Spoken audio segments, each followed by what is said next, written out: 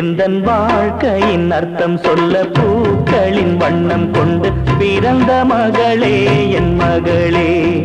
நான் வாழ்ந்தது கொஞ்சம் அந்த வாசத்தில் வந்துதித்து உயிரில் கலந்தா என் உயிரே. உன் பூவிழி குறுநகை அதில் ஆயிரம் கவிதையே. எந்தன் வாழ்க்கையின் அர்த்தம் சொல்ல பூக்களின் வண்ணம் கொண்டு பிறந்த மகளே என் மகளே. நான் வாழ்ந்தது கொஞ்சம் அந்த வாசத்தில் வந்துதித்து உயிரில் கலந்தா என் உயிரே.